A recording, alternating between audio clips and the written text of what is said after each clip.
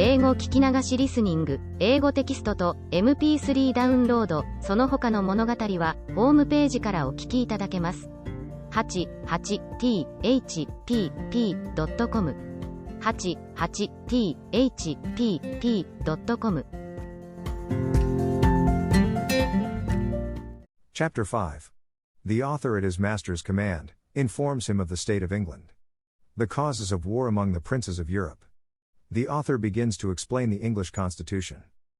The reader may please to observe that the following extract of many conversations I had with my master contains a summary of the most material points which were discoursed at several times for above 2 years, his honor often desiring fuller satisfaction, as I farther improved in the Houyhnhnm tongue.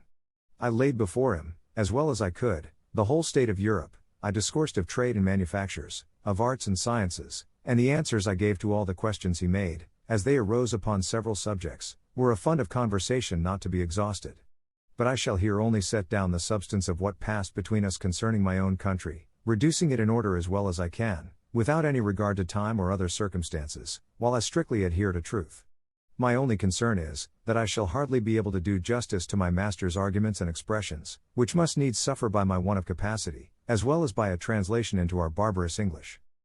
In obedience, therefore, to his honor's commands, I related to him the revolution under the Prince of Orange, the long war with France, entered into by the said prince, and renewed by his successor, the present queen, wherein the greatest powers of Christendom were engaged, and which still continued. I computed, at his request, that about 1 million of Yahoos might have been killed in the whole progress of it, and perhaps 100 or more cities taken, and 5 times as many ships burnt or sunk. He asked me, what were the usual causes or motives that made one country go to war with another? I answered they were innumerable, but I should only mention a few of the chief. Sometimes the ambition of princes, who never think they have land or people enough to govern; sometimes the corruption of ministers, who engage their master in a war, in order to stifle or divert the clamor of the subjects against their evil administration.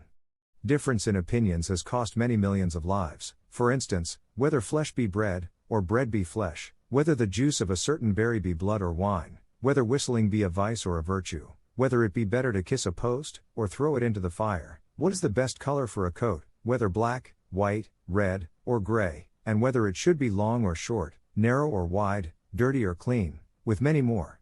Neither are any wars so furious and bloody, or of so long a continuance, as those occasioned by difference in opinion, especially if it be in things indifferent. Sometimes the quarrel between 2 princes is to decide which of them shall dispossess a third of his dominions, where neither of them pretend to any right. Sometimes one prince quarrels with another for fear the other should quarrel with him. Sometimes a war is entered upon, because the enemy is too strong, and sometimes, because he is too weak. Sometimes our neighbors want the things which we have, or have the things which we want, and we both fight, till they take ours, or give us theirs. It is a very justifiable cause of a war, to invade a country after the people have been wasted by famine, destroyed by pestilence, or embroiled by factions among themselves. It is justifiable to enter into war against our nearest ally, when one of his towns lies convenient for us, or a territory of land, that would render our dominions round and complete. If a prince sends forces into a nation, where the people are poor and ignorant, he may lawfully put half of them to death, and make slaves of the rest, in order to civilize and reduce them from their barbarous way of living. It is a very kingly, honorable, and frequent practice, when one prince desires the assistance of another, to secure him against an invasion, that the assistant, when he has driven out the invader, should seize on the dominions himself, and kill, imprison, or banish, the prince he came to relieve. Alliance by blood, or marriage, is a frequent cause of war between princes, and the nearer the kindred is, the greater their disposition to quarrel. Poor nations are hungry, and rich nations are proud, and pride and hunger will ever be at variance.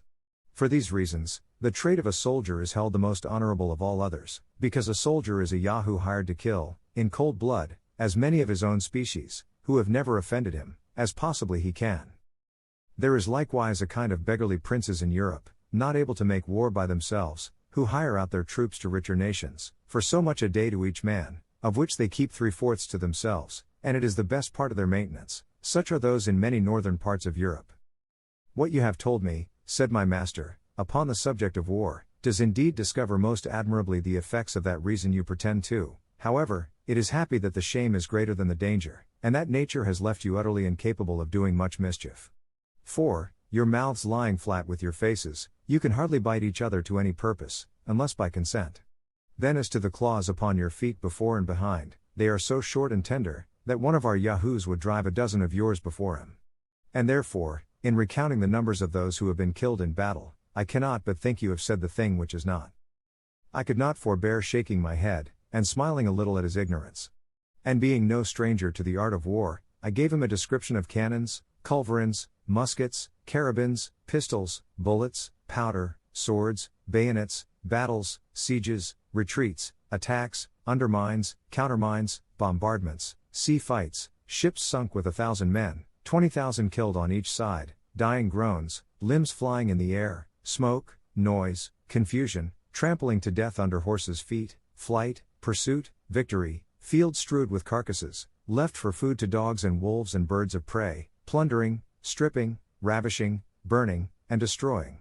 And to set forth the valor of my own dear countrymen, I assured him, that I had seen them blow up 100 enemies at once in a siege, and as many in a ship, and beheld the dead bodies drop down in pieces from the clouds, to the great diversion of the spectators.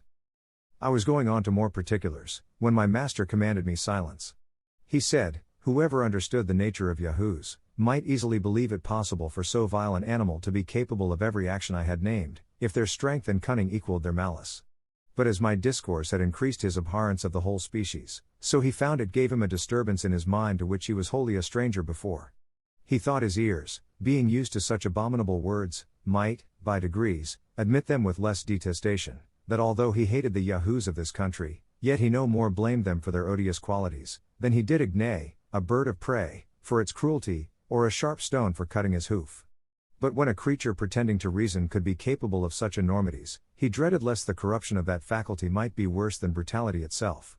He seemed therefore confident, that, instead of reason we were only possessed of some quality fitted to increase our natural vices, as the reflection from a troubled stream returns the image of an ill-shapen body, not only larger but more distorted.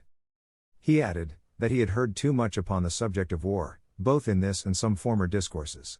There was another point, which a little perplexed him at present. I had informed him, that some of our crew left their country on account of being ruined by law, that I had already explained the meaning of the word, but he was at a loss how it should come to pass, that the law, which was intended for every man's preservation, should be any man's ruin. Therefore he desired to be further satisfied what I meant by law, and the dispensers thereof, according to the present practice in my own country, because he thought nature and reason were sufficient guides for a reasonable animal, as we pretended to be, in showing us what we ought to do, and what to avoid. I assured his honor, that law was a science in which I had not much conversed, further than by employing advocates, in vain, upon some injustices that had been done me. However, I would give him all the satisfaction I was able. I said, there was a society of men among us, bred up from their youth in the art of proving, by words multiplied for the purpose, that white is black, and black is white, according as they are paid. To this society all the rest of the people are slaves. For example, if my neighbor has a mind to my cow, he has a lawyer to prove that he ought to have my cow from me. I must then hire another to defend my right, it being against all rules of law that any man should be allowed to speak for himself. Now, in this case, I, who am the right owner, lie under two great disadvantages. First, my lawyer, being practiced almost from his cradle in defending falsehood, is quite out of his element when he would be an advocate for justice, which is an unnatural office he always attempts with great awkwardness, if not with ill will. The second disadvantage is, that my lawyer must proceed with great caution, or else he will be reprimanded by the judges, and abhorred by his brethren, as one that would lessen the practice of the law. And therefore I have but two methods to preserve my cow. The first is, to gain over my adversary's lawyer with a double fee, who will then betray his client by insinuating that he hath justice on his side. The second way is for my lawyer to make my cause appear as unjust as he can, by allowing the cow to belong to my adversary, and this, if it be skillfully done, will certainly bespeak the favor of the bench.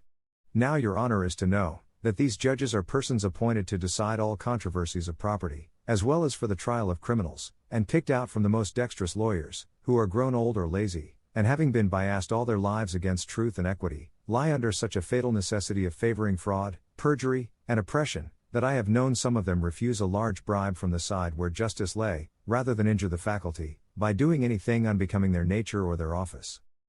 It is a maxim among these lawyers that whatever has been done before, may legally be done again, and therefore they take special care to record all the decisions formerly made against common justice, and the general reason of mankind.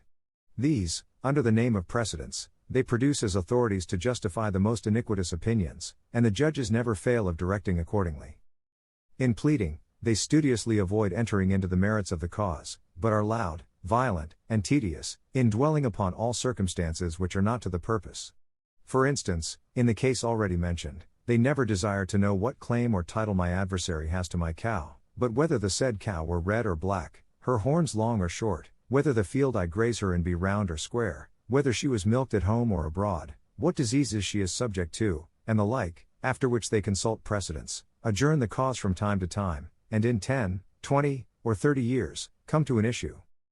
It is likewise to be observed, that this society has a peculiar cant and jargon of their own, that no other mortal can understand, and wherein all their laws are written, which they take special care to multiply, whereby they have wholly confounded the very essence of truth and falsehood, of right and wrong, so that it will take 30 years to decide, whether the field left me by my ancestors for 6 generations belongs to me, or to a stranger 300 miles off.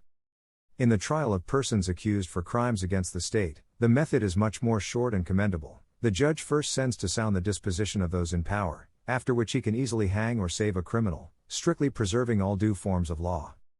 Here my master interposing, said, it was a pity, that creatures endowed with such prodigious abilities of mind, as these lawyers, by the description I gave of them, must certainly be, were not rather encouraged to be instructors of others in wisdom and knowledge. In answer to which I assured his honor, that in all points out of their own trade, they were usually the most ignorant and stupid generation among us, the most despicable in common conversation, avowed enemies to all knowledge and learning, and equally disposed to pervert the general reason of mankind in every other subject of discourse as in that of their own profession. 英語聞き流しリスニング、英語テキストと MP3 ダウンロード、その他の物語は、ホームページからお聞きいただけます。88thpp.com 88thpp.com